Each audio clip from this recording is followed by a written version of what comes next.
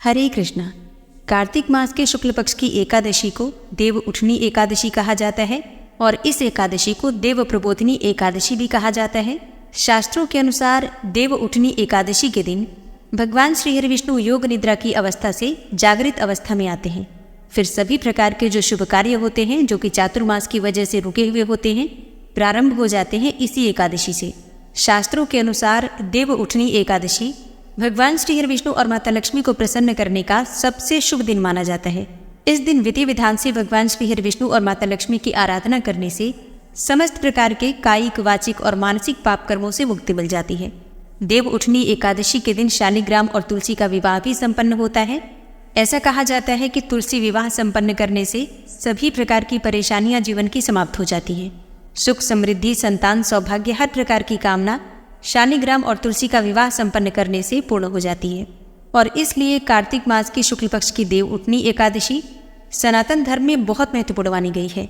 तो आज की वीडियो में आप जानेंगे कि देव उठनी एकादशी साल 2024 में कब है, एकादशी की तिथि कब प्रारंभ हो रही है, कब समाप्त हो रही है, व्रत हमें कब धारण करना है और पारण का यानी कि व्रत खोलने का शुभ मुहूर्त क्या है।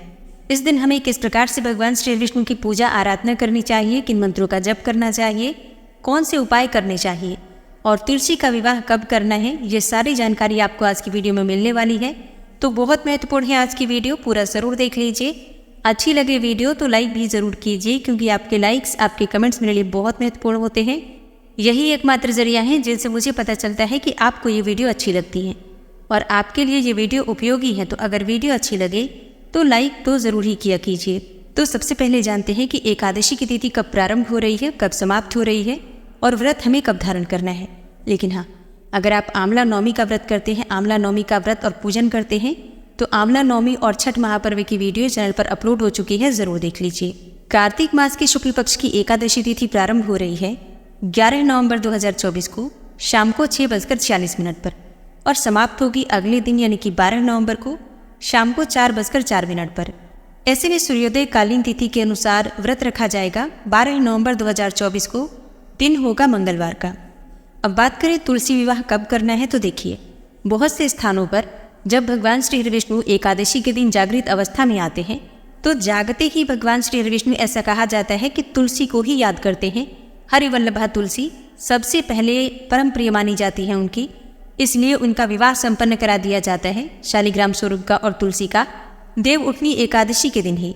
लेकिन बहुत से स्थानों पर द्वादशी के दिन ये विवाह संपन्न कराते हैं। ऐसे में जो भक्त एकादशी को विवाह संपन्न करवाते हैं वो 12 नवंबर 2024 को तुलसी विवाह करेंगे और जिनके यहाँ द्वादशी के दिन ये विवाह संपन्न करवाया जाता है वो 13 नवंबर को तुलसी विवाह करेंगे। ठीक है, तो इसमें किसी भी प्रकार का कोई संशय नहीं है। मतलब देखिए, शास्त्रों में कहा गया है कि अगर आप तुलसी विवाह एकादशी को नहीं संपन्न करवा पाते हैं तो ऐसे में द्वादशी को भी कर सकते हैं या फिर द्वादशी से लेकर पूर्णिमा तक किसी भी दिन कर सकते हैं। जैसे कि मान लीजिए कोई पीरियड्स में हो या फिर आप किसी और स्थान पर हो और फिर एकादशी के बाद आप अपने घर में आते हैं तो ऐसे में पूर्णिमा तक, कार्तिक पूर्णिमा तक भी तुलसी विवाह आप संपन्न कर सकते हैं। ठीक है, तो मतलब एकादशी से, मतलब देव उठनी एकादशी से लेकर और पूर्णिमा तिथि तक किसी भी दिन तुलसी का विवाह आप कर सकते हैं। अपनी सुविधा के अनुसार आप देख सकते हैं।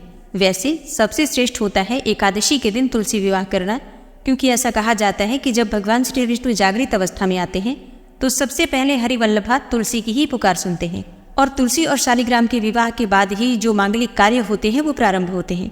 अब बात करें पारण के शुभ मुहूर्त के बारे में तो देखिए, एकादशी व्रत का पारण हमेशा द्वादशी तिथि में किया जाता है और द्वादशी तिथि प्रारंभ हो रही है 12 नवंबर को शाम को 4:05 पर और समाप्त होगी 13 नवंबर को दोपहर में 1:01 पर। ऐसे में पारण का शुभ मुहूर्त आपको प्राप्त हो रहा है 13 नवंबर को सुबह 6:42 से लेकर सुबह 8:51 के बीच में। अगर आप पारण करते हैं तो इसे शुभ माना जाएगा। अच्छा, हरिवासर की समाप्ति हो जाएगी 12 नवंबर को रात्रि में ही, तो आप सुबह सूर्योदय के बाद अपने व्रत खोल सकते हैं, पारण कर सकते हैं। तो साल 2024 में एकादशी का व्रत रखा जाएगा 12 नवंबर 2024 को, दिन होगा मंगलवार का। आप सभी को मेरी तरफ से देव उठनी एकादशी और तुलसी विवाह की मंगल शुभकामनाएं। तुलसी विवाह किस प्रकार से करना है और देव उठनी एकादशी के दिन तुलसी और शालिग्राम की पूजा किस प्रकार से करेंगे, सारी जानकारी आपको आने वाली वीडियो में मिलेगी। तो चैनल से जुड़े रहिए और अगर आपका कोई भी प्रश्न हो तो आप कमेंट बॉक्स में लिख सकते हैं। आज की वीडियो अगर आपको अच्छी लगी हो तो वीडियो को लाइक ज़रूर कीजिए, संभव हो तो शेयर भी कीजिए। और चैनल पर पहली बार आए हैं, अगर अभी तक आपने चैनल को सब्सक्राइब नहीं किया है तो आज की वीडियो अगर आपको अच्छी लगे तो चैनल को सब्सक्राइब करके बेल आइकन को ज़रूर प्रेस कर लीजिए। इससे ये होगा कि इस चैनल पर जो नई वीडियो अपलोड होंगी उनकी नोटिफिकेशन आपको सही समय पर प्राप्त होगी। मिलती मैं आपसे अगली वीडियो में, तब तक के लिए जय श्री राधे।